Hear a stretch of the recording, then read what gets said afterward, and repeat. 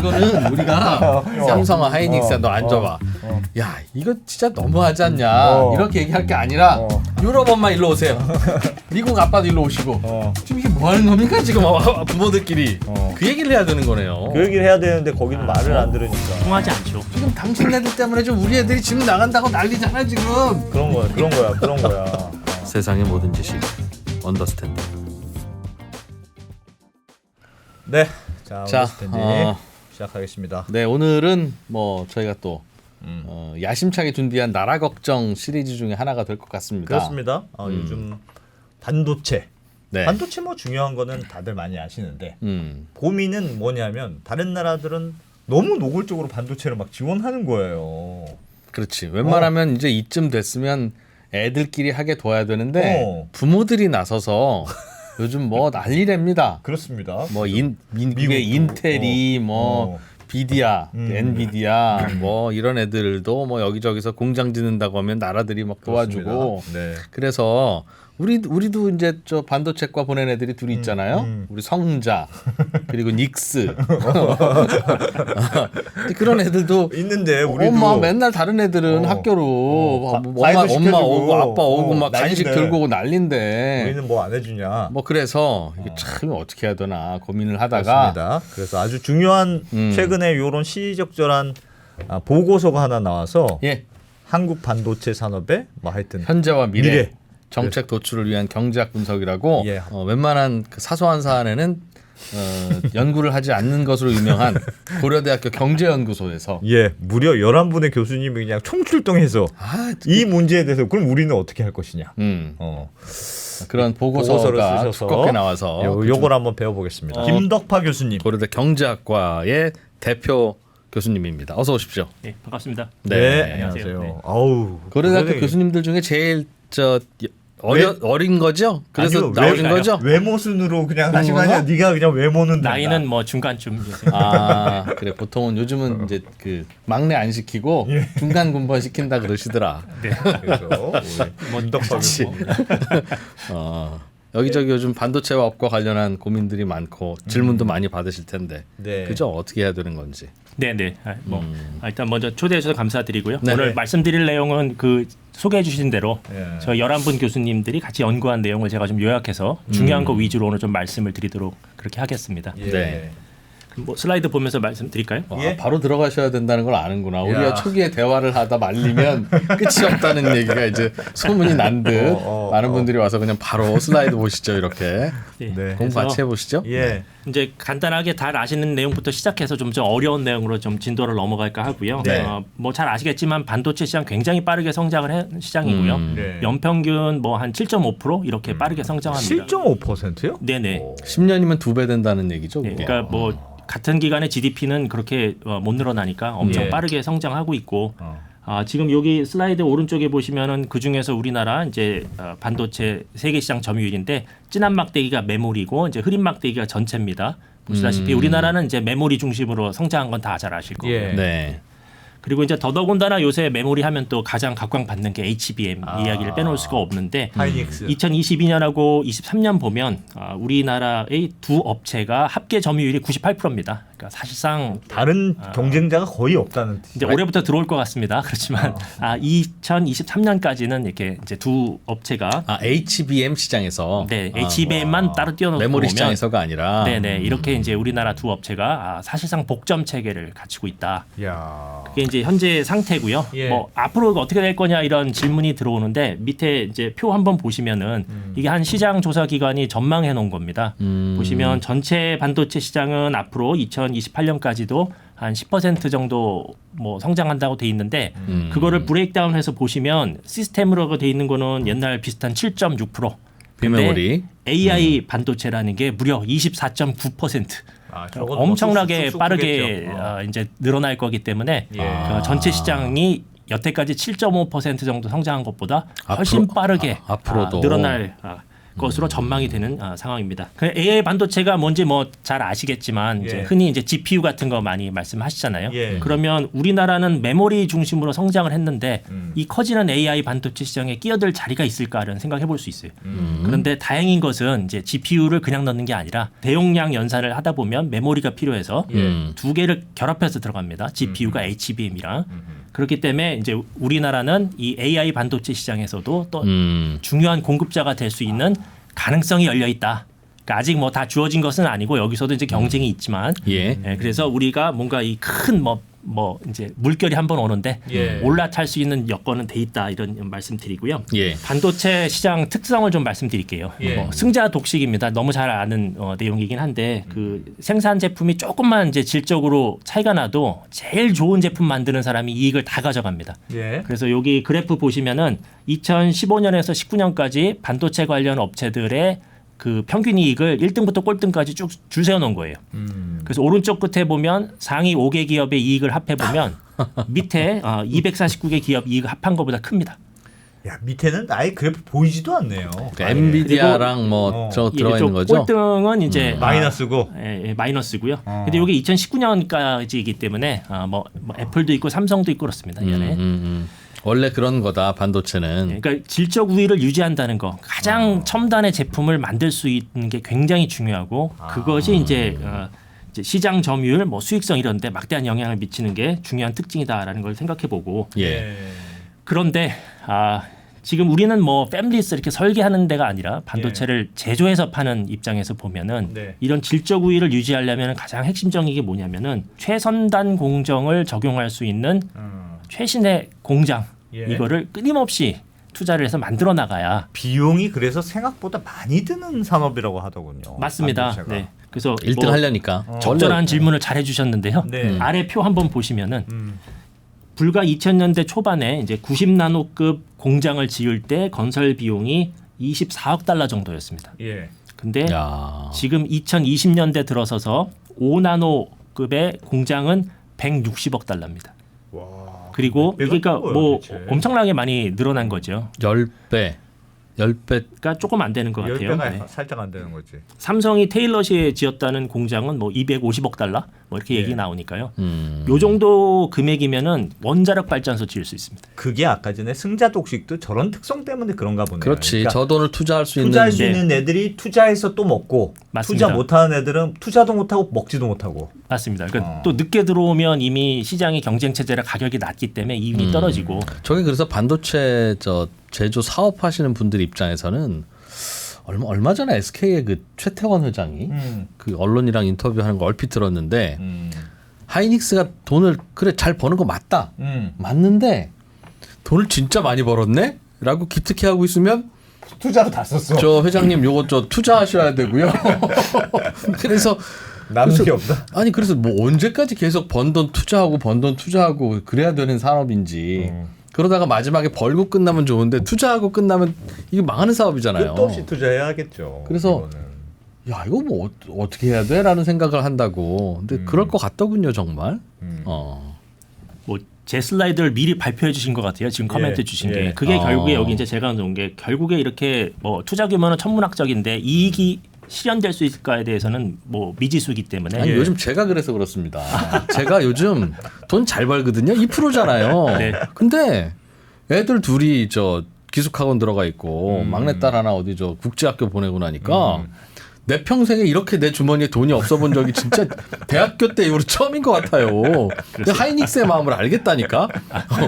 팔면 뭐해? 또 계속 또 투자해야 되는데. 아무튼 또 이렇게 또 갑자기 묵했네. 결국에 이제 리스크가 너무 커졌다. 이제 민간 기업이 그 감당하기에는 그 리스크의 양이 어마어마하게 크다.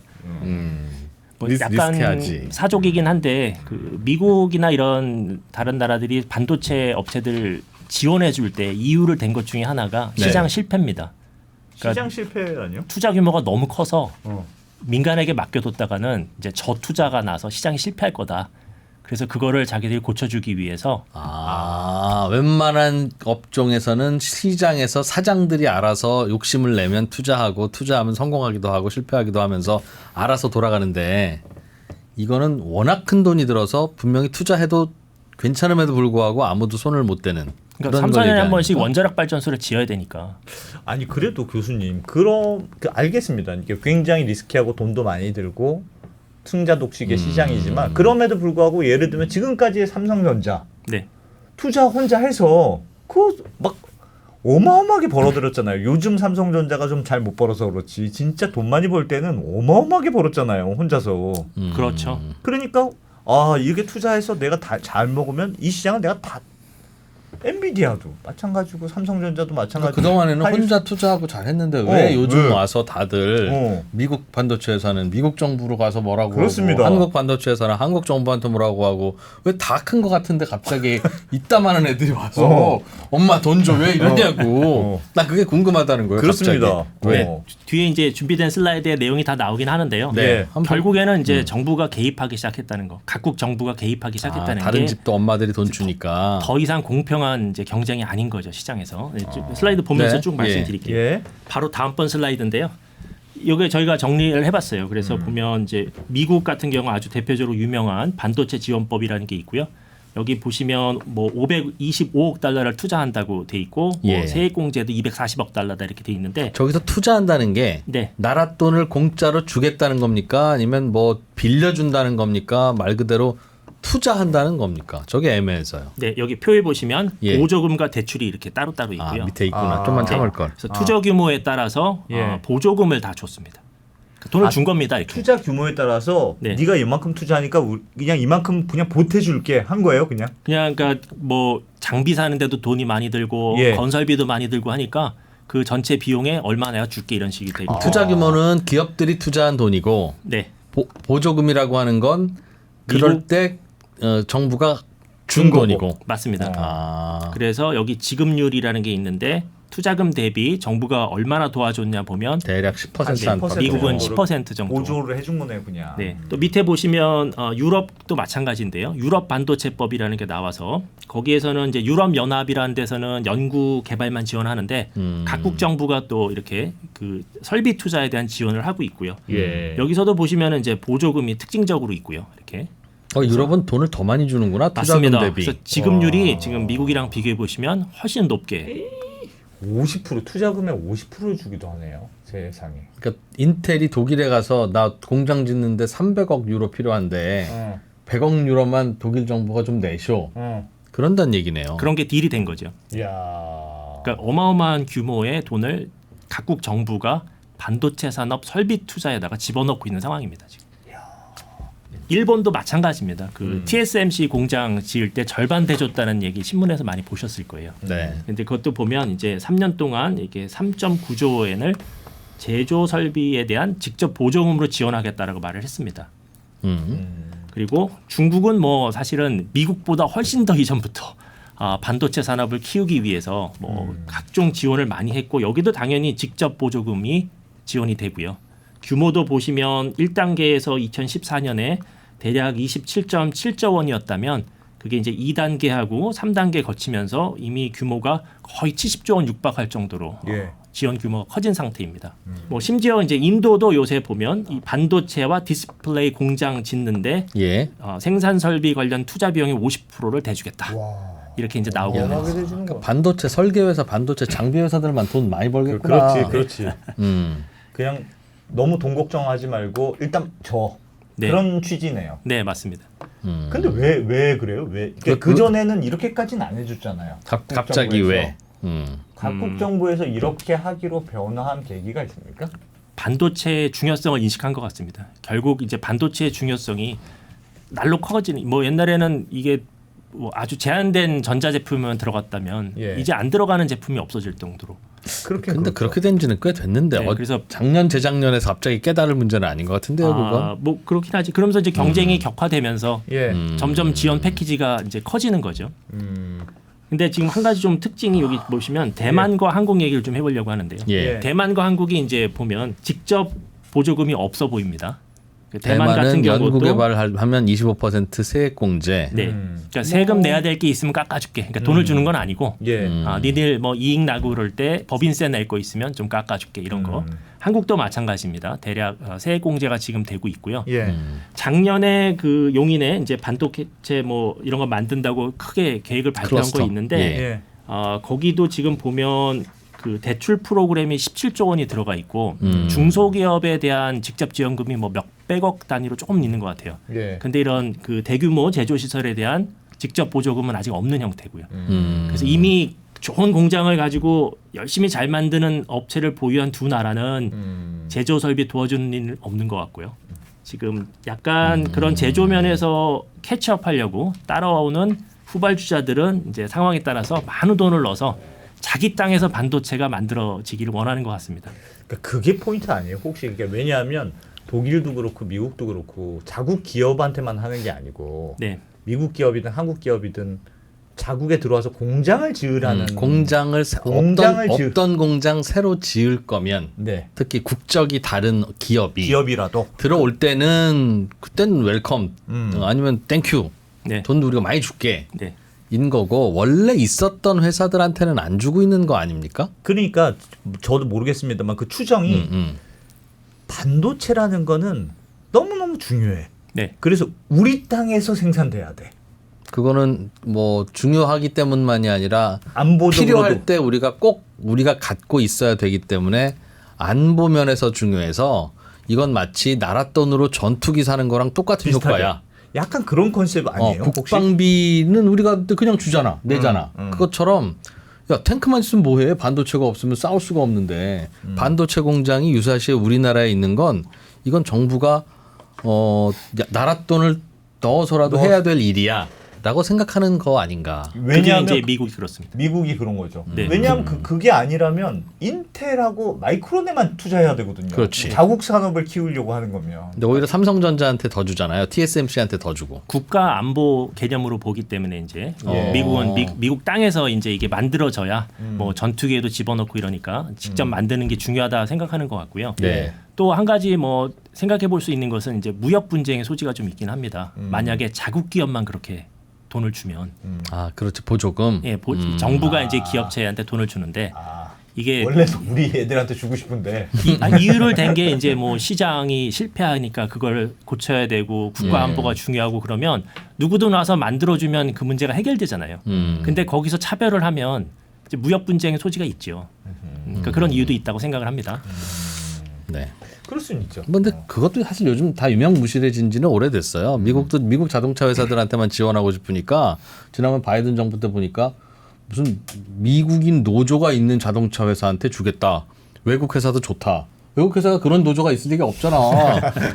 그 테슬라를 못 받았어. 노조가 없어서. 네. 하여튼 아무튼 네. 예.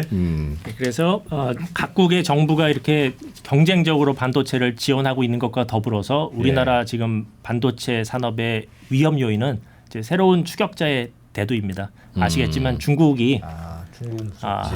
막강한 정부 지원을 뒤에 업고 중국의 그 창신 메모리 기술과 양쯔 메모리 기술이 빠르게 성장을 하고 있는데요. 지금 요 표에서 보시면 우리나라 업체들이 이제 그 D램 경우에 이제 요 기술 수준별로 몇 년도에 양산을 시작했는지 정리를 해놨는데 예. 보면 중국 이제 창신 메모리 기술이 여기에 DDR5 첫 번째 세대를 올해 이제 시작했다는 소식을 접했습니다. 그게 우리나라는 2021년에 들어왔던 거기 때문에 3년, 4년. 4년까지 원래 이제 5년 작년까지만 해도 5년 정도 얘기하다가 그래서 이제 더 줄어들었습니다. 예. 격차가. 그리고 최근에 또 뭐 신문 보도를 보니까 이게 2세대, 3세대 그 순서대로 안 가고 중국은 그냥 건너뛸 것 같다. 뭐 그럴 수도 그래서 그럴 수 있죠. 만날 것 같다 이제 뭐 이런 보도도 이제 봤는데 그거는 지켜봐야 될 것 같긴 합니다. 근데 이게 더욱 무서운 게 뭐냐면 미국이 첨단 장비를 중국에 수출하는 걸 다 막아놨잖아요. 네. 예. 근데 이게 지금 이 중국 업체들이 기술 우회를 개발해서 우회 기술을 개발해서 지금 계속 이거 발전시키고 있다는 게 더 걱정스러운 내용입니다. 중국은 정부에서 보조금이나 이런 게 미국이나 다른 나라하고 좀 달라요?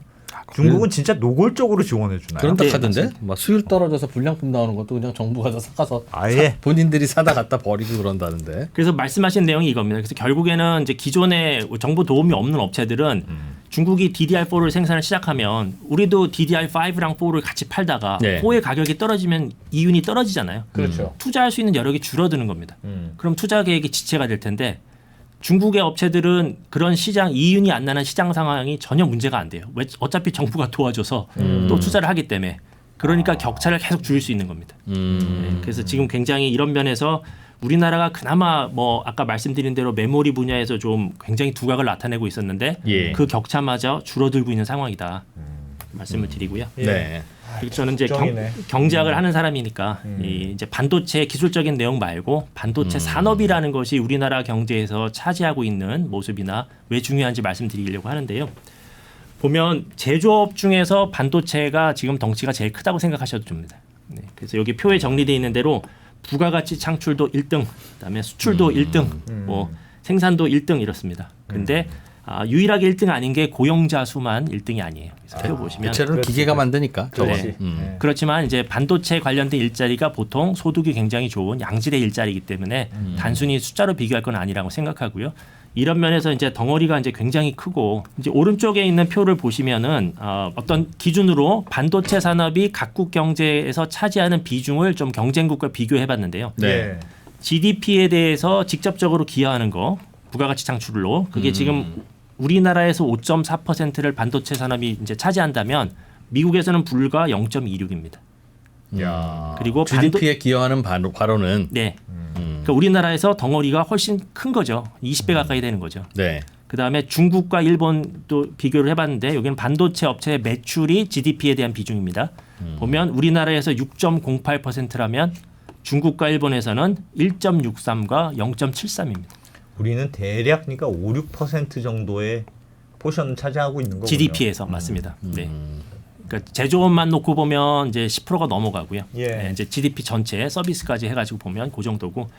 근데 요렇게 0.26과 1.63%밖에 안 되는데도 이 정부들은 엄청난 돈을 지금 반도체에 주고 있잖아요. 우리나라는 이 정도로 덩치가 커서 중요한 산업인데 아직 그런 직접 보조금은 지원을 안 하고 있습니다. 그다음에 또 이제 미래 먹거리 이런 말씀 좀 드리려고 하는데요. 예. 그 제조업을 40개 업종으로 나눠 가지고 그 성장 추세를 좀 봤습니다. 우리나라가 굉장한 제조업 강국인 걸 잘 아시잖아요. 예. 그 1인당 생산액 이런 게 아니라 전체 생산액 자체가 우리나라가 세계 5, 6위 합니다. 우리나라보다 생산 능력이 더 큰 나라는 미국, 중국, 일본, 독일 예. 요 정도밖에 없는 것 같아요. 전체 제조업 사이즈가. 전체 제조업 사이즈가. 예, 네. 그 정도로 우리가 제조업 강국인데 지금 보면 2010년 중반 정도 되면서 많은 업종에서 성장세의 둔화가 감지되고 있습니다. 아 요즘 그 큰일이에요 진짜. 거의 대부분 산업, 우리의 전통적인 간판 산업들 보면 뭐 석유, 정제, 석유화학 많은 사람들이 있잖아요. 네. 그런 많은 산업에서 이런 성장세의 둔화가 좀 포착되고 있고요. 예. 제가 요거를 이제 보니까 예외가 3개가 있었습니다. 예외는 있어요. 예, 아직 그 성장세가 유지되는 걸로 보이는 게 배터리. 배터리, 반도체, 반도체? 바이오. 세 개구나. 네. 근데 그 중에서 덩치가 제일 큰 친구는 반도체. 반도체. 네. 그래서 앞으로 이제 성장의 동력이라는 면에서 봐도 덩치로 보나 그 추세로 보나 반도체가 중요하다 이런 말씀 드리고요. 듣고 보니 중요하긴 중요하네요. 요 밑에 표는 이제 보면 성장세를 요 둔화 시점 이전과 이후로 나눠서 예. 이제 나눠서 집어넣는 겁니다. 그래서 보시면 이제 표를 자세히 비교해 보시면 2010년대 중반 이후에 성장률이 다 이렇게 하락한 거를 보실 수가 있을 거예요. 그다음에 이제 경기 변동 측면에서 반도체 말씀을 조금 더 드려볼게요. 이게 경기 변동. 반도체 산업 그 아까 이제 모두의 표를 보여드렸는데 성장세를 쭉 하면 이제 일자로 이렇게 올라온 게 아니라 이제 약간 사이클이 있으면서 올라왔는데 예. 그 사이클은 상당히 많은 부분이 우리나라가 잘하는 메모리 시장에서부터 옵니다. 그래서 이 분석을 해보니까 그 반도체 산업의 경기 변동성이 우리나라 전체 경제의 변동성보다도 5배나 크고, 그래서 전체 경기 변동의 23%를 반도체 산업에서부터 설명할 수 있다 이런 결과고요. 예. 반도체가 좋으면 우리나라 경기 좋고 맞습니다. 반도체가 나쁘면 우리나라 경기 나쁘고 세금도 안 거치고 맞습니다. 네. 그렇지. 뭐 그렇다는 얘기. 제조업의 10%는 되니까 당연히. 근데 경제학에서는 이제 이런 경기 순환이 결국에는 호황과 불황을 반복하면서 이제 사람이 실업자도 나오고 또 뭐 여러 가지 일들이 생기면서 사회적 비용을 시키는 이제 안 좋은 것으로 인식을 하는데 예. 결국에 만약에 정부가 그러면 반도체 이 제조하는 회사들의 업황을 관리한다 그러면 경기 순환을 관리하는 역할도 할 수 있는 거죠. 그럴 수는 있을 것 같습니다. 그런데 그 우리나라가 지금 반도체 산업 관련해서 세액공제 혜택 주는 게 가장 큰 이제 경제 정책이라고 볼 수 있는데 예. 그 구조를 생각해 보시면 이익이 나면 내야 될 법인세를 깎아주잖아요. 예. 그럼 이익을 더 크게 해줍니다. 근데 이익이 안 나면 아무 일도 일어나지 않아요. 그러면 반도체에서 오는 경기 순환 진폭을 크게 만들 수 있다는 얘기예요. 오히려 그 구조 자체가. 그런 문제가 있네요. 그러니까 세액공제 방식의 지원이 네네. 이익이 났을 때 도와주는 셈이니까. 그때 깎아주니까 반도체에서는 이익이 더 커져요. 법인세 내게 주니까. 근데 예. 이익이 안 나면 어차피 낼 도와줄 돈이 게 없으면 없어요. 정부랑 그냥 비즈니스가 없어지는 거잖아요. 예. 그러니까 그 진폭을 보면 이런 지원 방식은 반도체발 경기 순환의 진폭을 확대할 가능성이 있다. 그런 말씀드리고요. 요거 관련해서 이제 나중에 정부의 정책 방향 이야기할 때 조금 더 말씀을 드리겠습니다. 왜 굳이 좋을 때 도와주고 어려울 때는 안 도와주는 하나도 안 방식은 조금 좀 그렇지 않니? 나는 개인적으로는 다른 데는 공짜로 주는데 우리는 세금을 깎아주는 것밖에 안 하지 않냐는 주장이 세금 깎아주는 게 현금 지원하는 거잖아요. 그 세금 안 낼 거 아니니까. 예. 그래서 그 돈이나 마찬가지인데 왜 표현을 저렇게 하지라고 생각은 했는데 다만 이익이 많이 날 때 많이 지원해주는 그런 그 방식은 우리나라 거시경제 측면에서는 좋은 건 아니다. 뭐 이제 기왕 말씀을 꺼내셨으니까 조금 더 이야기하면 그리고 이거는 사후적인 지원이에요. 그러니까 아까 말씀드렸듯이 투자 규모가 너무 커지고 리스크가 크다 뭐 이런 말씀드렸잖아요. 그러니까 각 업체한테 그 리스크 테이킹을 네가 알아서 다 하고 네가 성공해서 큰 이익을 가져오면 보너스를 좀 줄게. 나중에 내가 깎아줄게 이런 거예요. 근데 직접 보조금을 주는 나라들은 설비 투자 처음 공장 지을 때부터 야 이거 진짜 혼자 못하겠구나. 내가 미리 도와줄게. 이렇게 시작하는 거거든요. 그러니까 지원하는 시점에 있어서도 상당한 큰 차이가 있는 겁니다. 대체로는 이익을 얻는 그 해에 투자도 많이 하니까 맞물리기는 하는데 우연이든 어쨌든 결과적으로는 맞물리는데 그러나 이번에 우리가 설비 투자 많이 할 거니까 정부도 조금 보조 더 해주세요라고 하는 건 작동을 안 하는 건 맞겠네요. 예, 좀 뭐 그래서 그 업계 분들하고 얘기를 해봤더니 요 세액 공제 중심의 지원책이 약간 뭐 기업 입장에서는 좀 어려운 면이 있다고 하더라고요. 그럼 무슨 말인지는 알겠어요. 이것도 사실 세액공제를 해주면 금액이 적지는 않거든요. 네, 설비 맞습니다. 투자 금액이 워낙 많으니까. 네. 그렇긴 한데 그거를 이제 공무원들 입장에서는 세금 많이 거칠 때 인심 좀 쓰는 게 재정 관리하기가 편하죠. 세금 안 들어오는 해에 심지어 더 줘야 되면. 근데 지금 짓는 공장에서 나오는 이익은 3, 4년 뒤에 나오는 겁니다. 그렇지. 지금 이익 난 거는 옛날에 지어놓은 공장에서 나오는 거고. 그렇죠. 그런 면에서 조금 차이가 있습니다. 그러네. 공무원들이 일 쉽게 하는 면이 있긴 있네요. 보조금을 주는 거는 굉장히 투자를 해주는 컨셉이군요. 그러니까 맞습니다. 일종의 네. 정부가. 맞습니다. 네. 네. 그래서 뭐 지금까지 드린 거는 이제 그래 덩치가 크고 뭐 이래서 반도체가 중요하다 이런 말씀드렸고 이제 아까 그 경제 안보 이런 말씀하셨잖아요. 그런 면에서 볼 때 우리나라가 가지고 있는 반도체 산업에서의 경쟁력 이런 것이 안보 자산이 된다 이런 말씀 드리고 싶어요. 그래서 그게 이제 다른 선진국들이 왜 굳이 지원했냐 이런 질문을 하셨던 거 그런 거에도 비슷한 이제 이유로 답변이 될 거라고 생각을 하고요. 이제 경제 안보 지금 생각해 보시면 옛날에 우리 불화수소 같은 거 일본이랑 문제 기억하실지 모르겠는데 또는 자동차용 반도체가 공급이 안 돼서 자동차를 못 만들고 그러니까 그게 이제 공급망 쪽에서 이슈가 있는 거고 아니면 우리가 뭐 예를 들면 중국이나 뭐 어디서 만들던 반도체를 어디다 잘 팔았는데 다른 선진국들이 싸움을 하면서 더 이상 못 팔게 된다든지 그건 이제 수요처 확보에 관련된 문제 이런 것들을 잘 해야 그러니까 공급망과 수요처를 잘 확보해야만 우리나라 반도체 산업이 잘 될 수 있다. 이 반도체 생태계를 잘 확보해야 된다. 뭐 이런 얘기인데 지금 생각을 해보면 전 세계는 지금 반도체 분업 체계를 가지고 있습니다. 그렇죠. 그래서 뭐 모든 걸 다 혼자 스스로 하는 나라는 없다고 봐도 무방할 정도고요. 심지어 미국도 지금 여기 보시면 미국과 일본, 한국, 대만을 포함해서 이제 칩스4라는 거를 그 이제 결성을 해가지고 이걸 통해서 이제 반도체 그 글로벌 밸류 체인을 만들어 놨는데 네. 우리나라가 여기 왜 낄 수 있었을까 이런 생각을 해봤습니다. 만약에 마이크론이 가장 선도하는 메모리 시장에서 가장 압도적인 기술력과 압도적인 제조 능력을 보유한 회사고 예. 우리나라의 두 업체가 따라가는 입장이라면 여기 넣어줬을까 하는 생각을 좀 하게 돼요. 그럴 수 있죠. 그렇기 때문에 그 어떤 메모리 분야에서 가지고 있는 그런 경쟁력, 우리가 예. 가지고 있는 경쟁력 그거 자체가 그거로서 자산이다 우리나라한테는. 껴주니까 이걸로. 그리고 이 안에서 우리가 이제 대체 불가한 입지를 가지고 있으면 이 안에서 방금 말씀드렸던 공급망과 수요처 확보를 해결하는 것이 현실적인 대안이지 이걸 우리 스스로 다 해보겠다고 나서는 게 합리적인 선택은 아닐 것 같다라는. 예. 아, 반도체 생태계를 뭐 생태 하기 전체가 위해서 다 우리나라에 있어야 된다. 그런 생각을 하시는 분들이 있거든요. 그러니까 그거는 이제 정부가 반도체업을 지원해 줄 때 지원 방향과 결정이 되는데 아, 설계도 있고 메모리도 있고 빈메모리도 있고 뭐 뭐라고 합니까? 엔비디아 같이 뭐 그런 것도 있고. 맞습니다. 그러니까 부족한 분야에 지원을 해줄 것이냐 반도체 내에서도 아니면 잘하고 있는 데를 지원해 줄 거냐 이걸로 나눠지는데 뭐 이런 생각을 해보면 이제 이거를 혼자 스스로 생태계를 꾸리겠다고 하면 정부가 부족한 부분에 지원을 많이 해야 될 거고요. 그건 당연히 그렇게 해야죠. 미국도 전부 다 하는 거가 아니잖아요. 네. 그러니까 한국이랑 일본이랑 같이 손잡고 하자고 하는 거지. 네. 근데 이런 협력 체계를 받아들이고 그 안에서 우리가 왜 들어갈 수 있는가? 그게 메모리 때문에 우위라면 지금 중국으로부터 위협을 받고 있으니 이쪽을 도와줘서 이거라도 지켜보자 하는 게 이제 정책 방향이 되겠죠. 알겠습니다. 네. 네. 자, 다음은 이제 그러면 이제 반도체 산업에다 투자를 하면 어떤 좋은 일들이 우리 경제에 일어나나 이런 것들을 무려 네. 이제 6가지 방법으로 경제학 모형을 사용해서 살펴봤고요. 예.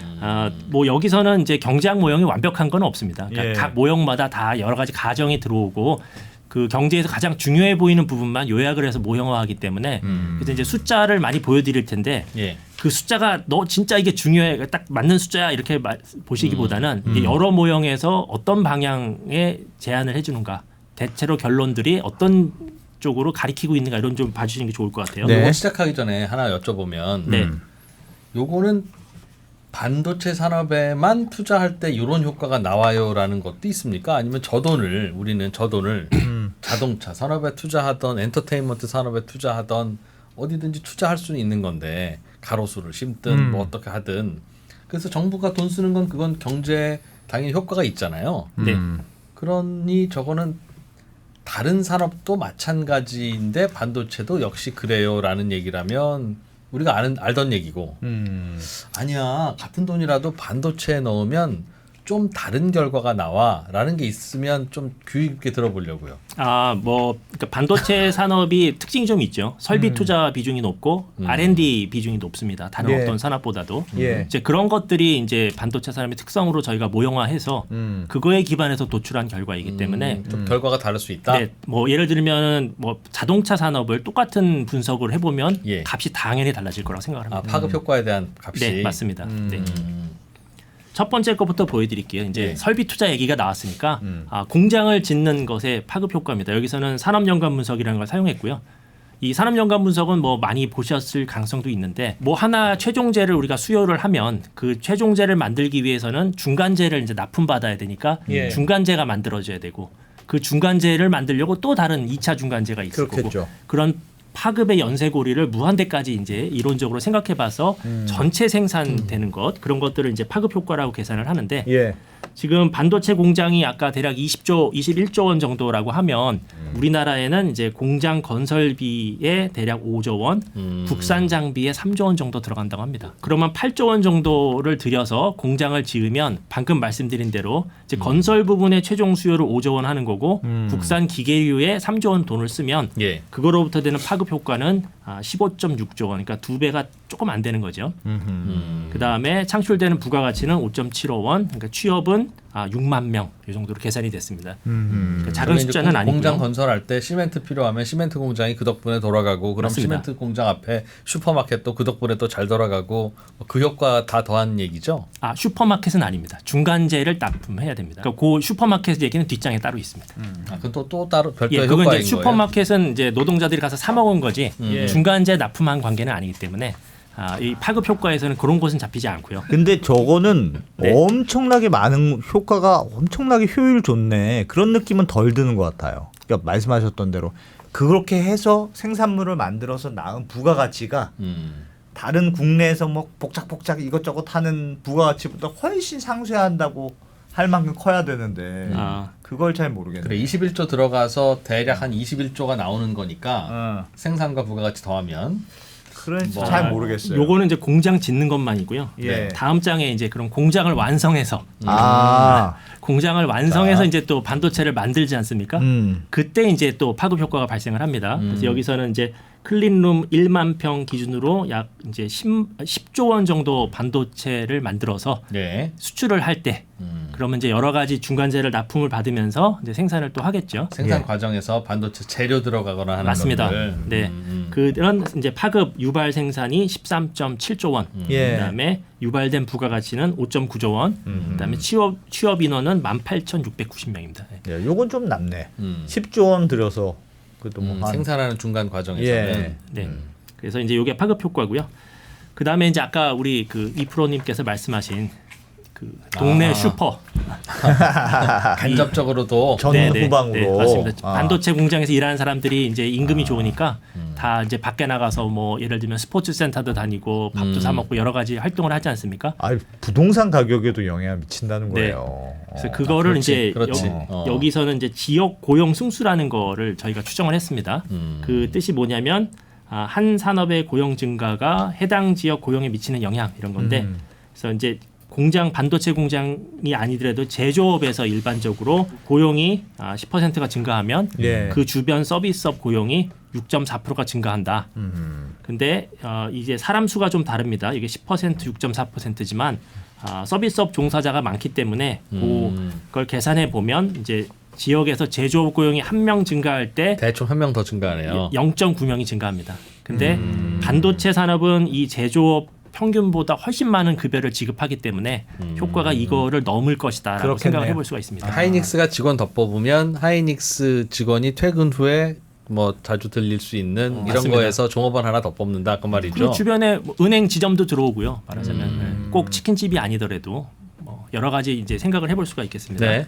그거는 연봉이 높으니까 좀 더 많이 쓸 수는 있겠네요. 네네. 1인당. 네. 다음은 이제 정부 재정 지원의 효과입니다. 그래서 정부가 실제로 반도체 회사한테 지원을 했을 때 어떤 효과가 나는지 요거는 그 내생적 성장 모형이라는 좀 복잡한 모형으로 했고요. 요거의 특징은 이제 그 어떤 시나리오 같은 게 있을 때 경제의 균형 성장 경로를 도출해 주는 모형인데 정부가 지원할 때 안 할 때에 각각의 균형 성장 경로를 도출해서 균형 성장 경로라는 게 뭐예요? 장기에는 이제 그 요렇게 대략 연 뭐 2% 성장할 것 같다 뭐 그런 이제 그 균형의 개념이 있거든요 경제학에서. 그래서 그런 균형 성장 경로를 비교하면 지금 말한 가만 놔두면 이 정도 기울기였을 텐데 정부가 지원했더니 좀 더 높이 아니면 성장했다. 점프가 있은 다음에 이렇게 간다든지, 뭐 그런 차이점을 이제 비교해 볼 수 있는 거고요. 혹시 여기 말고 다른 산업에 지원했을 때와도 비교한 결과예요, 저게? 그건 아니지. 그러니까 여기서는 산업을 두 개로 나눈 것 같아요. 그러니까 반도체와 나머지. 반도체 워낙 크니까. 네, 그리고 반도체가 아까 말씀드린 대로 설비 투자나 R&D 비중이 높기 때문에 나름의 고유 특성이 있습니다. 네, 그래서 이제 그렇게 나눈 거고요. 그러니까 우리가 이제 정책 판단할 때 필요한 건 어차피 예산은 정해져 있는 거고 빚을 내든 세금을 걷든 정해져 있는 거고 이거를 반도체 산업에 지원할 때의 효과와 반도체 산업 이외의 곳에 지원할 때의 효과가 비교되면 좋겠는데. 그래서 여기 이제 노란색인데 보시면은 22조 원, 그러니까 GDP 1%를 다른 산업에서 뺏어 와서 그렇습니다. 그렇지. 반도체 산업을 주는 겁니다. 그러면 뺏긴 데는 성장을 못 하고, 근데 반도체가 더 잘하기 때문에 경제 전체로 봐서는 여전히 추가 상승할 수 있다. 그러니까 이게 이제 숫자 0.03% 포인트가 중요한 게 아니고 그만큼 반도체 산업이 그 고유의 특성 때문에 장기 성장에 유리한 산업이다라는 걸 잘 보여주고요. 저거는 우리는 함수도 모르고 몰라서 모르는데 그냥 저렇다면 다른 데서는 이견은 없어요? 이렇게 말하면 야 이거 뭐죠 혹시 반도체 경제학과에서 나오셨습니까? 라는 질문을 할 만큼 저렇게 논란이 있는 방법은 혹시 아닙니까? 그냥 그 걱정돼서 하는 얘기예요. 그러니까 저게 맞다면 저렇게 해야지. 저기 숫자가 바로 저렇게 근데 나오는데. 이거는 뺏어와서 넣는 거니까 네. 조금 논란이 더 있죠. 아니, 그러면 그러니까 안 되고 그거잖아요. 그러니까 뺏어와서 넣는데 아니, 뺏어와서 넣어야지 당연히. 얘를 그럼. 뺏어와서 여기 반도체에 넣는데 결과물이 더 포지티브하게 나왔다는 건 그럼 뺏어와야지. 반도체의 생산성이나 효율이 더 좋다는 뜻이잖아요. 맞습니다. 네. 같은 돈을 똑같이 넣었을 때에 비해서 나도 우리 애들 쌍둥이인데 둘 다 학원을 보냈지 하나만 보냈지 고민 많이 했다니까. 네? 당연히. 효율이 뭐가 더 좋으냐? 그렇지. 당연히. 한 명만 보내시나요? 둘 다 보냈지. 결국은 저 계산이 저기서 명확치 않아서 그래서 묻는 거잖아요. 저거 이렇게 계산하면 또 다르게 나오고 이렇게 계산하면 또 다르게 나오는 건 혹시 아니냐. 저는 개인적으로는 다른 사람에서 뺏어서 반도체를 지원하면 실제로 저렇게 실질 연간 성장률이 더 나오면 네. 눈물을 머금고 빼서 지원해야죠. 그거는 물론 이제 산업 간에 서로 이제 희비는 엇갈리지만 어차피 그거야 자본주의 시장 경제에서 항상 있는 일이고. 뭐 거기에는 제가 답변 안 하겠습니다. 예. 그러니까 뺏어오는 문제는 아닌 것 같고요. 예. 예. 그럼에도 불구하고 그러면 그 말씀하셨던 반도체의 특성, 설비 투자의 비중이 매우 중요하고 비중이 크다. 네. 그 특성 때문에 저런 결과가 나오는 거예요? 그게 결국에는 자본 축적을 한다는 거거든요. 그게 무슨 말이에요? 우리가 생산 함수 같은 걸 생각해 보면 전체 경제. 어려운 얘기 나온다고. 예. 그러면 안 대표는 왜 무슨 걱정이냐면 네. 알겠는데 지금 저거 다 해외에서 수입해오는 설비가 많지 않습니까? 일단 그래서 선입견으로는 야 저거 효율이 좋지 않은 투자 같은데라는 느낌은 드는데 결과적으로 같은 돈을 자동차나 건설이나 다른 데 넣는 것보다 반도체가 좋다 하니 그 좋은 이유가 뭔지를 문과적인 머리가 이해할 수 있도록 설명해 주십시오라는 얘기입니다. 그렇죠? 뭐 비슷합니다. 네. 생산량을 이제 일반적으로 투입된 노동의 양과 네. 가지고 있는 장비의 양, 자본재죠. 네. 그 다음에 기술 수준 이런 것들이 정한다고 생각을 해보면 설비 투자 비중이 높다는 거는 자본재에다 투자를 많이 해서 예. 설비를 잘 갖춘다는 거거든요. 그러니까 예. 동일한 인력이 있어도 생산을 더 잘할 수 있는 거고 그게 설비의 비중이 중요하니까. 부가가치가 많이 나온다. 네, 그래서 성장할 때 유리한 거죠. 아, 얘는 인력보다 설비의 비중이 중요하니까 설비만 잘 갖춰놓으면 효율이 잘 나온다는 거예요. 생산을 많이 할 수 있는 거죠. 그러니까 장기 성장에 유리한 구조가 되는 거고요. 그래서 그건 그럴 수 있겠네. 그 다음 거 또 보여드릴게요. 예. 그 다음에는 이제 뺏어오는 게 아니라 어. 정부가 GDP의 0.2% 그러니까 한 5.5조 원 정도를 그냥 줬을 때. 네 반도체 산업 주는 겁니다. 이제 뺏어오는 게 아니라. 예. 그러면 이제 그 아까 말씀드렸던 균형 성장 경로라는 게 점프합니다. 0.17% GDP의 0.17%만큼. 네. 그 다음에는 이제 성장률이 똑같이 유지되는. 그러니까 한번 점프해서 올라가는 그런 양의 효과가 이렇게 발생하는 저건 건데. 당연히 투자의 결과일 텐데, 당연히 투자니까 저런 결과가 올 텐데. 네. 알겠어요. 근데 실제로 저건 모형에서는 저렇지만 네. 그 어떤 경우에도 정부가 다른 곳에서 뺏어오지 않고 투자할 수는 없잖아요.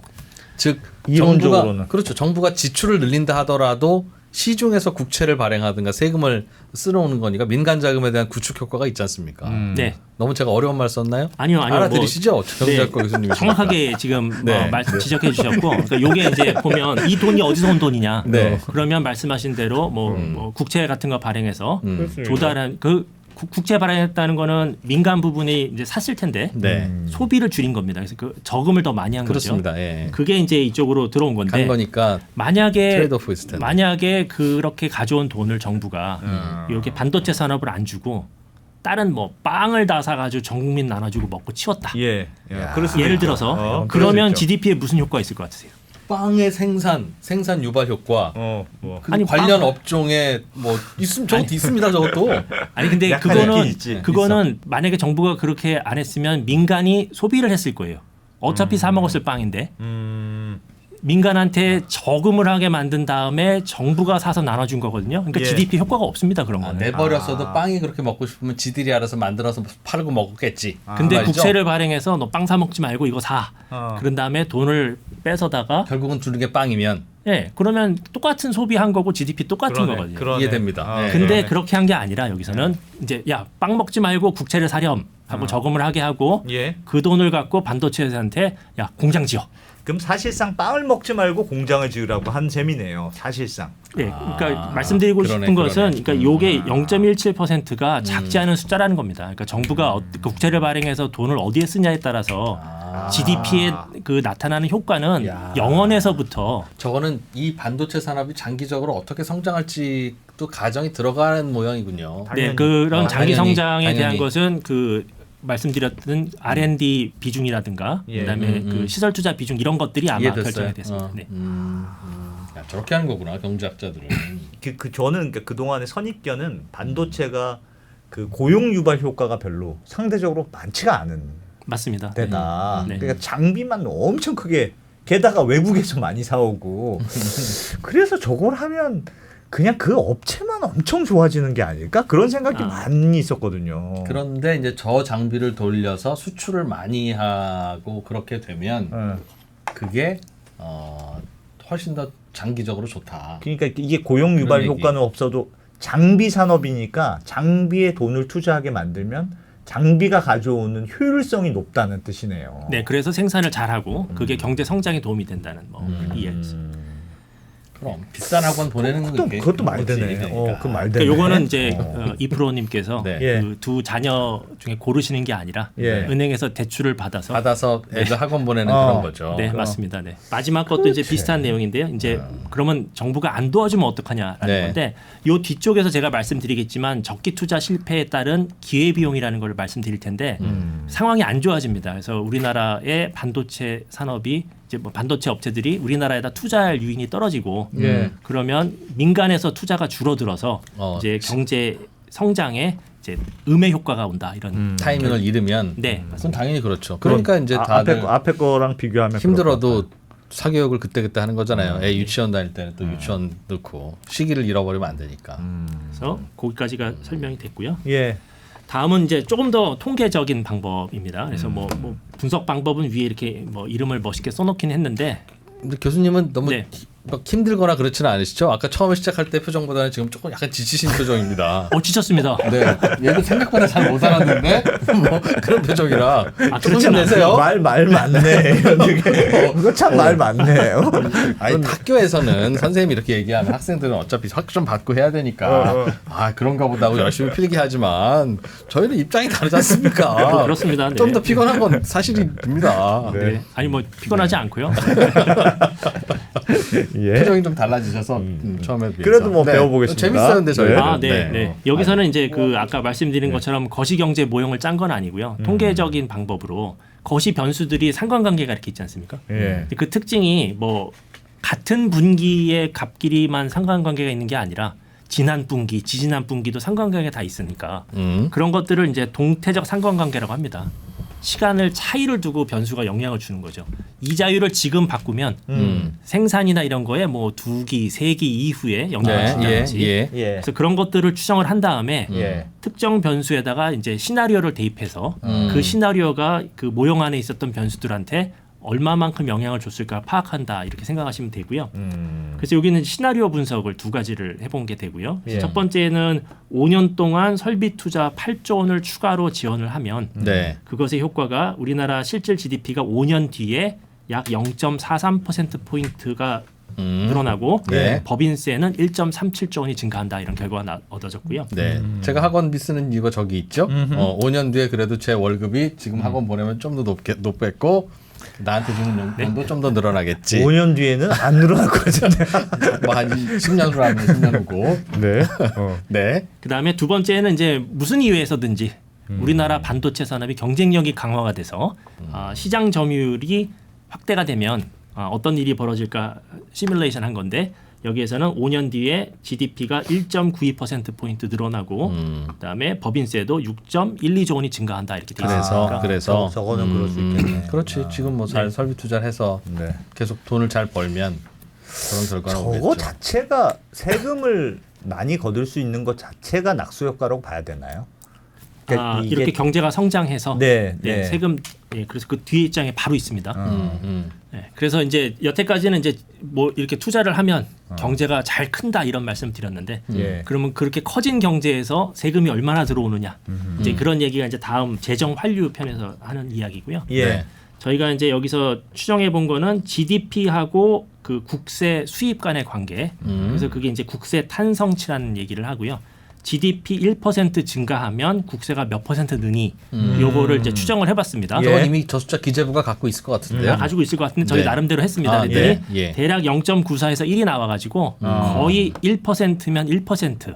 그렇게 늘어난다. 네. 그렇게 근데 있습니다. 뭐 예. 베이스가 다르기 때문에 네. GDP가 2,200조 원이면 국세는 340조 원이기 때문에 여기 1%가 여기 1%니까 네. GDP 1조 원 증가하면 국세 수입은 1,500억 원 정도 늘어난다. 그거야 그래서 야. 아까 예. 말씀드렸던 대로 다시 돌아가서 이제 그 정부가 반도체 산업을 도와주면 만약 도와준다면 거기로부터 추가적으로 성장하는 GDP로부터 얻은 세금 추가적인 세금 수입이 정부의 투자 금액을 다 환수해 주는데 얼마나 시간이 걸릴까? 예. 그게 이제 지금 보면 5 내지 6년이면은 다 돌아올 것 같다. 다 환류된다. 네, 다 네. 투자한 거 다 뽑는다. 네. 그러니까 아. 지금 국채를 발행해서 예. 도와주면 그게 이제 잘 돼서 반도체 더 거치는 수입 그 세금으로 그 국채 다 갚는데 5, 6년이면 5, 된다. 6년 된다. 네, 그 이렇게 다음부터는 맞습니다. 보람인 그거는 거니까. 반도체 산업의 효율이 좋아서 그렇다는 거죠. 맞습니다. 네. 네. 근데 저게 다른 업종 분석해 보면 7, 8년 걸리는 산업도 있고 뭐 20년 걸리는 산업도 있고 다 다르게 나올 겁니다. 네. 그럴 텐데 반도체는 좀 좋은 편인 거예요. 네, 성장에 유리한 아까 말씀드렸듯이 처음에 설비 투자하고 네. R&D 비중이 높아서 성장에 유리한 산업이기 때문에 이게 좀 짧게 나옵니다. 그러니까 아까 전에 처음에도 그러니까 다른 산업들 다 죽고 있는데 어쨌든 좋은 성장률을 유지하고 있는 게 배터리, 반도체, 바이오밖에 예, 없었는데 거기에서 그 중에서도 특히 반도체가 설비 투자의 비중이 중요하니 네. 정부가 약간 투자한다고 생각하고 보조금을 하면 그게 결국은 세금으로 걷는 게 한 5, 6년이면 다 뽑는다. 네.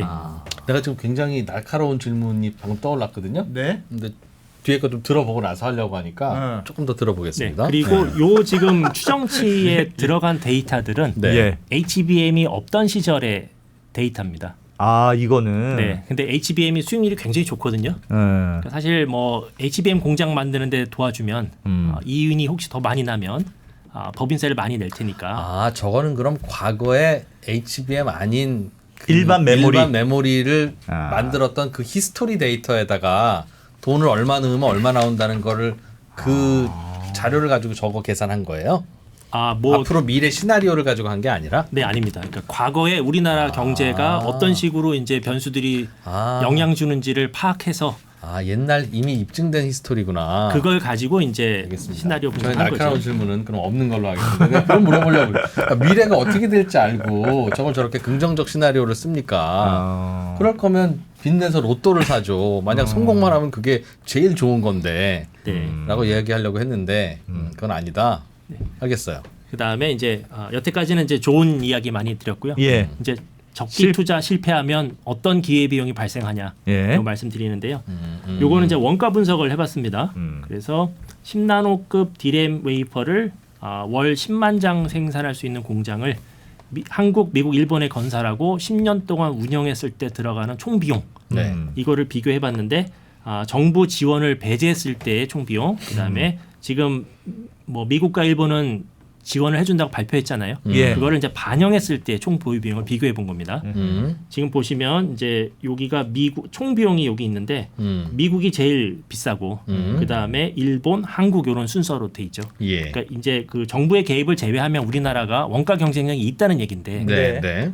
지금 각국 정부 지원 내용을 반영해 보면 이 자본 지출, 설비 투자 쪽에서 이게 확 내려옵니다, 얘네들이. 그렇겠죠, 당연히. 네, 이거 예. 도움을 받아버리니까. 예. 그래서 총 비용 면에서 보면 미국은 여전히 한국보다 조금 비싸긴 높은데 하지만 차이는 거의 없어지고 일본은 우리보다 오히려 낮아지는 총 비용이.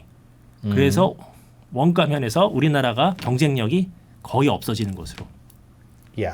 아까 그래서 제가 말씀드릴 때 정부가 지원을 안 하면 민간의 투자가 줄어들 거라는 말씀을 드렸는데 예. 이게 정확하게 이야기입니다. 그러니까 저렇게 되면 기업 입장에서는 그냥 미국의 설비를 좀 더 늘리는 게 맞습니다. 삼성전자 같은 경우도 그게 낫다는 결론이 네네. 내려질 수 있다. 그러면 가겠죠. 국내 투자 안 하고.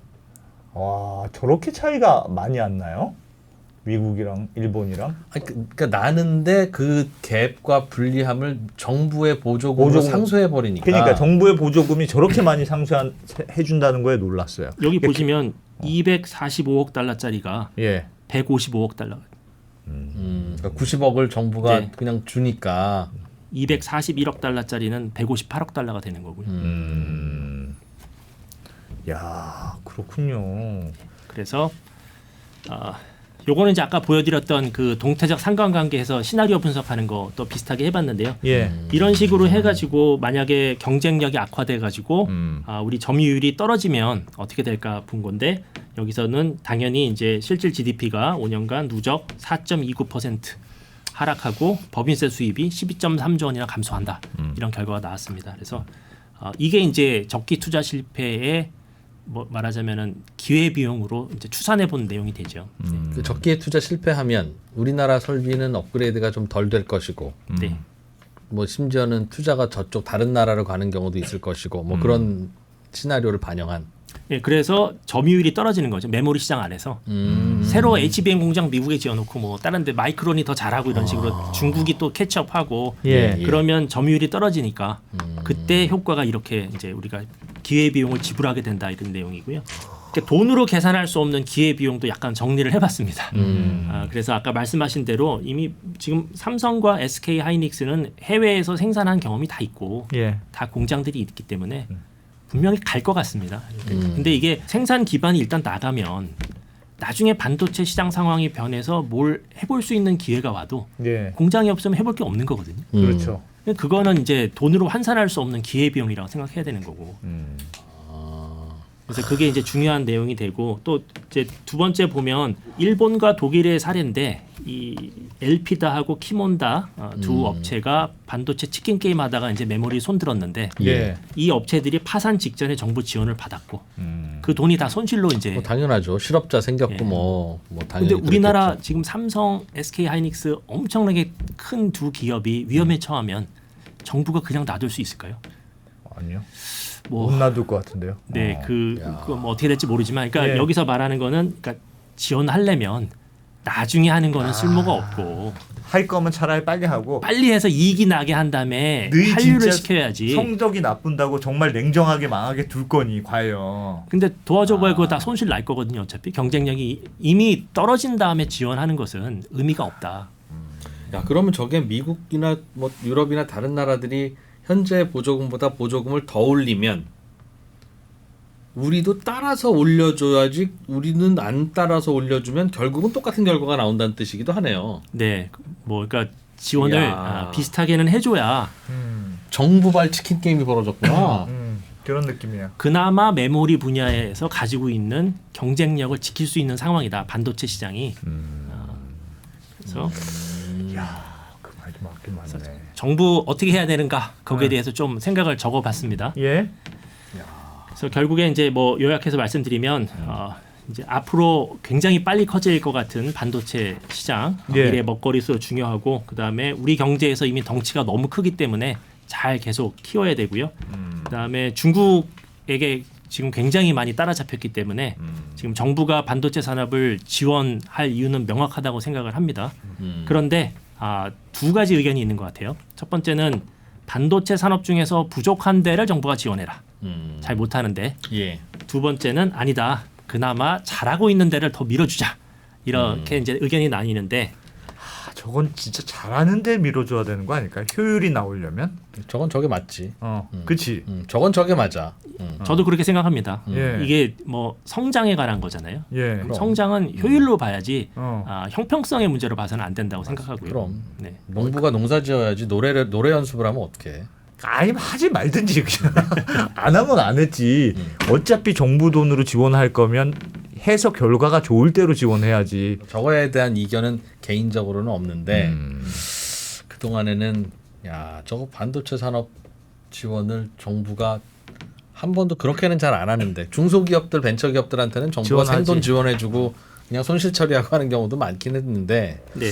야 그걸 대기업한테까지 해주는 게 맞나 싶었는데 안 해주면 다른 나라들도 해주니까 그쪽으로 투자를 할 수밖에 없는 결과가 나온다는 일종의 협박 같은 거네 내가 느끼기에는 엄마 이거 나 용돈 안 주면 나 뭐 그냥 엄마하고 인연 끝나는 거야 엄마 그래도 좋겠어 뭐 이런 얘기로 들리는데 지금 살짝 사실은 뭐 제가 반도체 네. 회사 직원이 아니기 때문에 예. 정부를 협박할 마음은 없고 그냥 그래도 저는 뭐 학자로서 그냥 분석한 내용이 충실해서 알겠습니다. 말씀드립니다. 네. 네. 근데 이제 저희 연구진은 이제 회의를 했는데 이 두 번째가 맞다. 그러니까 이유는 지금 보면 그 부족한 부분 특히 얘기 나오는 게 로직, 뭐 시스템 네, 이런 데 네. 넘어가야 된다는 얘기인데 예. 비메모리도 거기는 우리도 열심히 해야 된다. 기술 장벽이 더 높습니다. 메모리보다.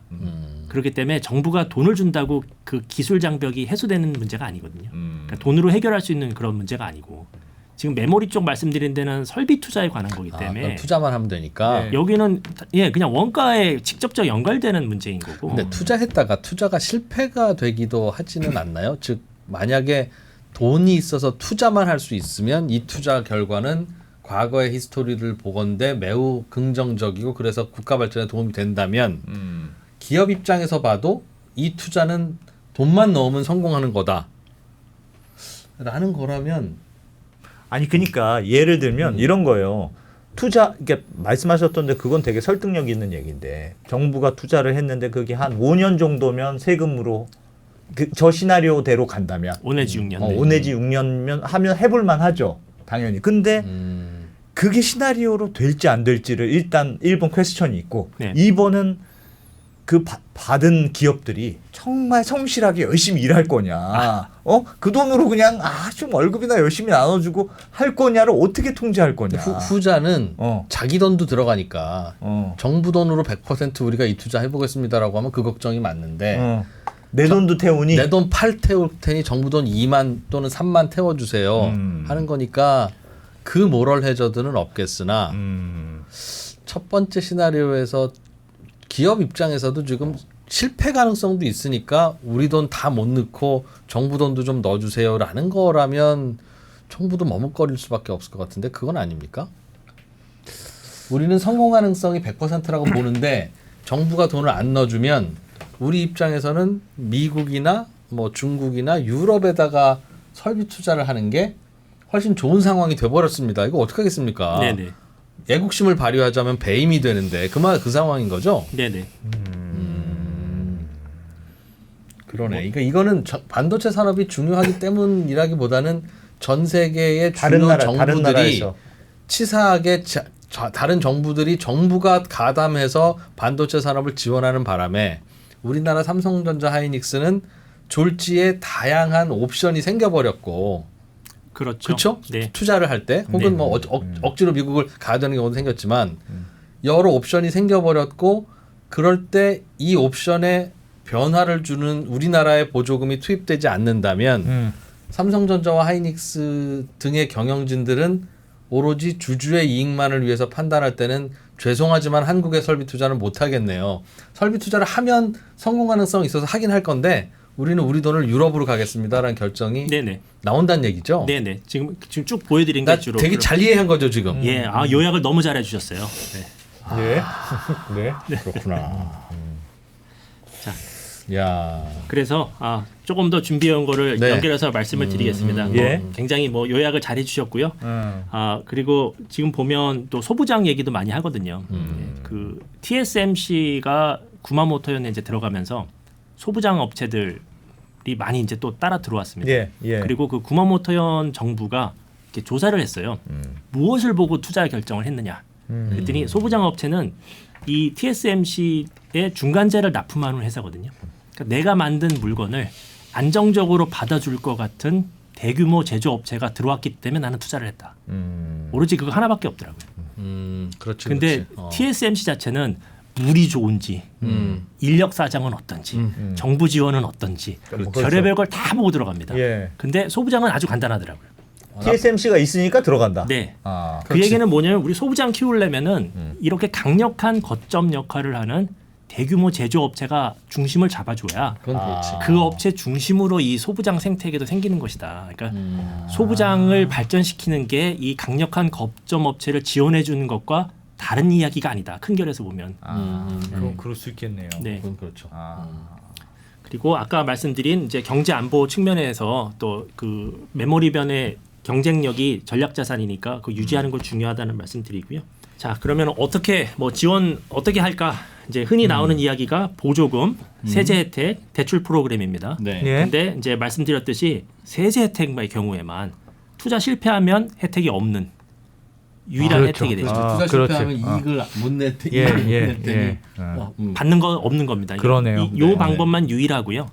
이제 대출 같은 경우는 이제 유동성 부족을 해소해 주는 게 좀 가장 포인트예요. 예를 들면 1% 이자 감면해 주는 대출 프로그램 정부가 한다. 예. 그래서 1조 원 정도를 반도체 업체들을 도와주고 싶다. 음. 그러면 이 회사들이 100조 원 빌려가야 되잖아요. 그렇죠. 근데 그 정도로 유동성 부족이 문제는 아니거든요, 지금. 그러니까 하더라도 정책 효과가 제한될 가능성이 크다. 돈이 없는 건 아닌데, 네. 아까도 말씀드렸지만 돈이 없는 건 아닌데 미국이나 유럽이나 다른 나라들은 정부가 지원을 해주고 있으니 네. 그 약간 얄밉긴 하네. 네? 그러니까 이거는 우리가 야 약간 얄미워. 삼성아 하이닉스야 너 앉아봐. 야 이거 진짜 너무하지 않냐 이렇게 얘기할 게 아니라 알았어 삼성 하이닉스 잠깐 집에 가 있어 한 다음에 네. 유럽 엄마 일로 오세요. 미국 아빠도 일로 오시고 지금 이게 뭐 하는 겁니까 지금 부모들끼리 그 얘기를 해야 되는 거네요. 그 얘기를 해야 되는데 거기는 말을 안 들으니까. 통하지 않죠. 근데 네. 야 지금 당신네들 때문에 좀 우리 애들이 집 나간다고 난리잖아 지금. 그런 거야. 그러니까 야. 그쪽에 맞추려면 우리도 같이 보조금을 맞춰줘야 그러네요. 되네. 그럴 수밖에 없겠네. 그래서 지금 보시면 이제 투자 수익률에 대한 효과를 생각해 보면 예. 그냥 돈을 턱 주는 게 가장 뭐 돈을 받았으니까 수익률이 좋아지죠. 예. 업체 입장에선. 예. 근데 대출 프로그램도 비슷할 수는 있지만 아무래도 유동성이 이렇게 부족하지 않으면 돈을 안고 갈 테니 효과 아무래도 좀 낮을 것 같고 세액공제는 중간점 어디쯤 되겠다. 그리고 이제 투자 수익률이고 투자 위험이라는 것은 이제 투자 수익률이 좋을 때와 나쁠 때 얼마나 이제 벌어지냐 분산 예. 같은 거를 생각해 보잖아요. 예. 보면 직접 보조금이나 대출금은 뭐 그냥 돈을 줘도 분산이 영향을 안 받습니다. 근데 세제 혜택만 분산이 더 커져서 여기는 위험을 오히려 더 키우는 오히려. 네. 그렇죠. 투자 수익의 분산이 확대되거든요. 그렇지. 네, 그래서 위험은 오히려 더 커진다. 그러니까 정부가 처음에 도와주려고 하는 것은 위험을 줄여주고 싶어서 한 건데 이런 방식은 오히려 위험을 키울 수도 있다. 말씀드리고요. 더욱 시클리컬해진다는 뜻이죠. 네, 그렇지만 정부 재정 부담은 직접 보조금이 당연히 제일 크게 나타나겠죠. 네. 그 질문 있습니다. 저거는 어느 나라나 우리나라든 미국이든 유럽이든 똑같을 텐데 네. 미국도 보면 직접 보조금 플러스 세제 혜택 얼마 이렇게 다 패키지로 들어가잖아요. 지원이 네. 대부분. 네. 그건 왜 그렇습니까? 저 보조금과 세제 혜택과 대출 프로그램에 따른 결과는 말씀하셨던 어느 나라나 똑같을 텐데 그럼에도 불구하고 다 그러면 이 말씀대로라면 다 보조금만 직접 보조금만 주지. 주는 게 제일 합리적인 의사결정일 것 같은데 왜 다른 나라는 다 세제 혜택을 패키지로 넣어놨을까요? 직접 보조금은 실제로 돈이 있어야 주는 돈이고 정부 재정. 예, 세제 혜택은 나중에 그냥 안 받으면 그만이니까. 네네. 다음 임기 때 저거는 공약하기가 쉽군요. 네가 돈 벌었을 때 내가 덜 가져올게. 아니 뭐 그것까지는 모르겠고 그렇지. 어쨌든 이 보조금은 재원이 있어야 이제 줄 수 주는 있는 거고. 돈이고 맞네요. 그러네요. 예, 그런 차이가 있을 것 같기는 합니다. 그래서 교수님은 그럼 개인적으로 어떻게 해야 될 것 같으세요? 뭐 뒷장에 나와 있습니다. 아 그래요? 네. 예. 오늘 참 이프로님이 뭐랄까 제 다음 슬라이드를 질문으로 계속해 주시네요. 제가 그거 하고 먹고 사는 사람입니다. 그거 해서 돈 받아서 애들 학원비 내고 그러고 있는 사람이에요. 네. 그래서 말씀드리기 너무 편하고 좋네요. 네. 네. 예, 그래서 결국에는 이제 그 투자 위험이라는 줄인다는 게 이제 그 투자 수익의 분산을 줄어들게 해줘야 되는데 그러니까 저희가 제안하는 방법은 뭐냐면 그 정부 지출이 결국에 이제 기대값을 동일하게 유지하는 데에서 그러니까 분산을 줄이려면 보조금 비율을 늘려주고 보조금을 많이 주는데 이익이 나면 돌려받는 그게 무슨 말이에요? 그러니까 1조 원을 그냥 주는 게 아니라 예. 보조금을 주긴 주는데 2조 원 주고 예. 이익이 나면 1조 원 돌려받는 걸로. 잠깐 왜 무슨 1조 원을 주지 말고 그냥 1조 원 주는 보조금을 하지 말고 1조 원은 그냥 묻어두는 건데 예. 그냥 말고 2조 주는 원을 거 주되 말고 더 많이 주되 만약에 이익이 나면 한 1조 원은 돌려받는 거. 그거는 더 많이 쏘는 거죠. 1조 원만 쏘는 거보다. 그게 왜 더 좋은 방법이에요? 더 좋은 방법이냐고? 예. 일단 망하면 기업이 투자가 잘 안 되면 기업 입장에선 예. 2조 원이나 받았으니까 어. 손실을 2조 원이나 메꾸니까 좋고. 기업 입장에서는 베리 땡큐죠 기업은. 맞습니다. 어. 네, 근데 정부는 이익이 뭐가 날 좋은데. 때는 이익이 날 때는 정부에 돌려주잖아요. 예. 그럼 정부도 1조 원만 준 게 되는 거잖아요. 1조 원 돌려받으니까. 근데 처음에 그렇죠. 1조만 주고 니들이 알아서 살아라라고 하면 1조만 정부는 드는 거고. 1조만 날리고 1조만 드리는 거잖아요. 그게 더 좋죠. 정부 입장에서. 그러니까 정책 효과를 더 극대화하려면. 근데 이제 기업 근데 구체적인 이제 그 얼마를 돌려받고 하는 것은 이제 예. 사업 성공에 대한 확률 이런 걸 생각해보고 다시 정해야겠지만, 그러니까 여기서 제안하는 방법은 기왕 해줄 거면 이제 보조금을 비율을 좀 높이는데 예. 돌려받을 수 있는 장치를 넣자. 저희는 그거 하고 싶습니다. 1조 원이 필요하면 1조 원을 줄게. 지금은 아마 그냥 달라고 하려고 왔을 거야. 성자야 닉스야. 근데 우리도 그러면 안 되잖니. 국민들 보는 눈도 있고. 그러니 실패하면 달라고는 안 하겠지만 성공하면 그냥 입시으면 안 되지. 그러니까 다만 여기서 이제 성공하면 저희가 더 많은 법인세를 내고 성공하면 저희가 더 많은 기여를 하겠습니다. 뭔가 더 뭐 장비도 사고 성공하면 더 많은 고용을 창출하지 않습니까? 라고 말할 수는 있지만 그거는 지원 안 받은 모든 다른 법인도 다 하는 일이고 당신들만 법인세율이 높은 게 아니지 않느냐 더. 그러니 이 지원에 대해서는 성공할 경우에 더 리워드가 있어야 된다. 정부 입장에서도. 그거를 요구하고 싶을 것 같아요. 네. 지분 투자랑 똑같이 되는 거예요. 이렇게 하면. 그렇죠. 네. 그러니까 저도 그 질문을 드리려고 하는데 알겠어. 그러니까 이자를 주고 원금을 뺏어가는 그런 방식의 지원이라면 다른 나라 정부의 지원 방식과 경쟁력이 달라지는데 지분 투자를 해서 예를 들면 30% 정도의 지분을 산업은행이 하이닉스나 삼성전자 지분을 갖도록 하고 뭐 한 30조씩 돈을 지원해 준다든가 그러니까 일종의 유상증자를 하는 거죠. 네네. 국민들 대상으로 3자 배정 유상증자를 해서 그 돈으로 갖고 가서 써라. 우리도 그럼 위험 투자하는 셈이다. 네. 그 대신 벌면 배당을 받든 이 지분을 뭐 다른 데다 뭐 팔던 그건 할게. 네. 그렇게 하면 기업 입장에서는 또 계산이 달라져서 저희 유럽 갈래요 하는 얘기 나옵니까? 저희 미국 갈래요 하는 얘기가 나오게 됩니까? 아니요, 그것도 뭐 좋은 방법이죠. 똑같은 거죠. 결국 경제학적으로 보면 그렇죠. 돈을 주고 이익 날 때 쉐어하고 같은 거니까요. 손해 그죠? 보면 뭐 그냥 받을 거 없는 거고 똑같은 방법이죠. 근데 이제 그 보통 지원할 때 그렇게 지분 취득 이런 거보다는 말씀드렸듯이 일반적인 방법들이 보조금, 대출, 세액공제 이런 것들이니까 그 중에 보조금이 효과가 좋고 그거를 변형하면 사실상 지분 취득과 같은 효과가 난다. 그래서 그거를 이제 제안해 보는 거죠. 지분 취득과 같은 효과가 나려면 실제로 지분 취득을 안 해도 이익이 나면 어느 정도 네가 토해내라 라고 하는 게 사실상 비슷한 효과다. 네.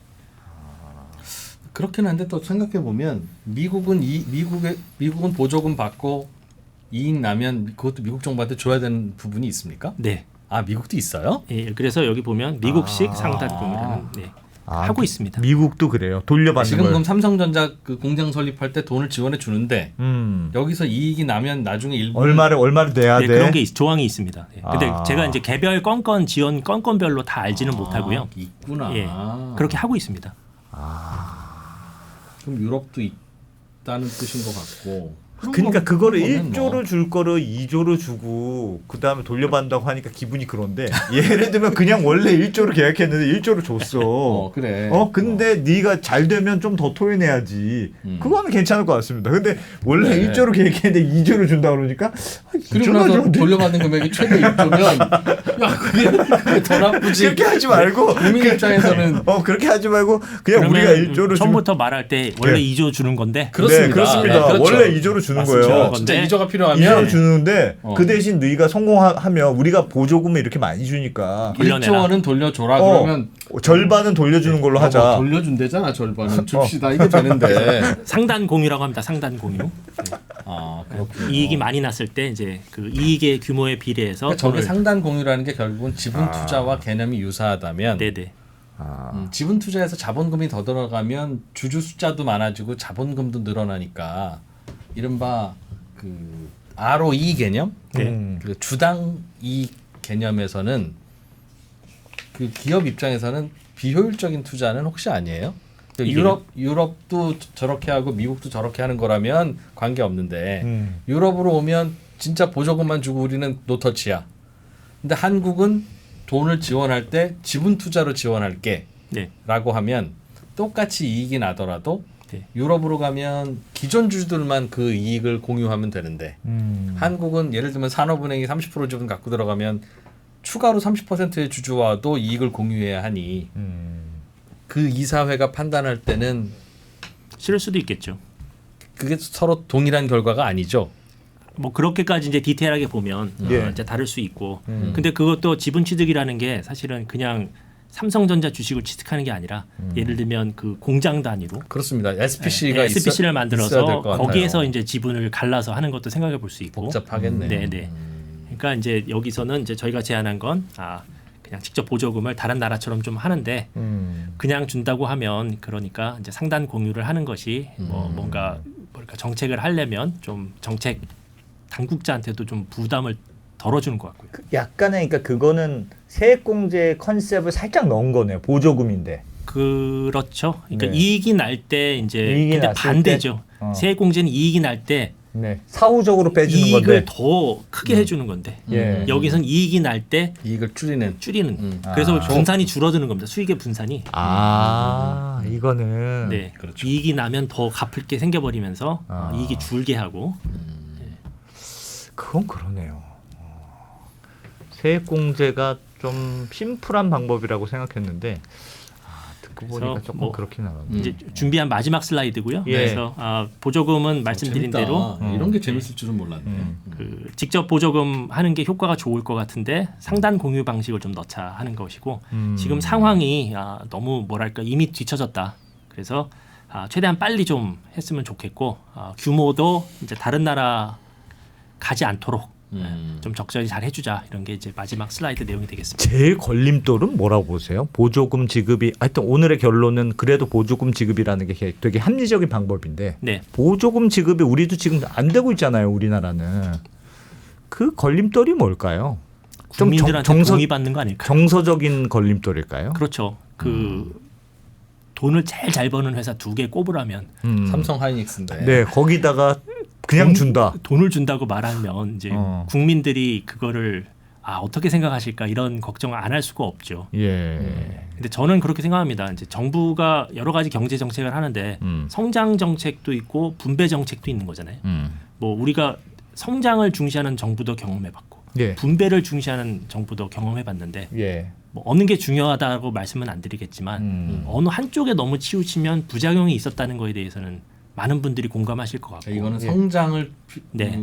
목표로 하는 정책인데 네. 성장을 목표로 하는 정책을 쓰다 보니 이거는 제일 잘하는 이건 데에다 위에다 효율을 생각해야 위에다 되는 부어야지 아래에서 부어서는 될 일이 아니다. 그러니까 이게 잘 나가는 애한테 왜 돈을 주냐라고 말씀하시는 것은 성장 정책과 분배 정책을 섞어서 생각하시기 때문에 그런 거예요. 그렇죠. 네, 그러니까 이렇게 해서 성장을 하고 거기 나온 과실을 갖고 또 분배 정책이 필요한 곳에 정책을 하면 되는 것이지 두 개를 섞을 필요는 없겠다라는 생각이 듭니다. 가장 효율이 잘 나오는 네. 데다 투자를 하고 성장은 성장답게 하고 또 분배는 분배답게.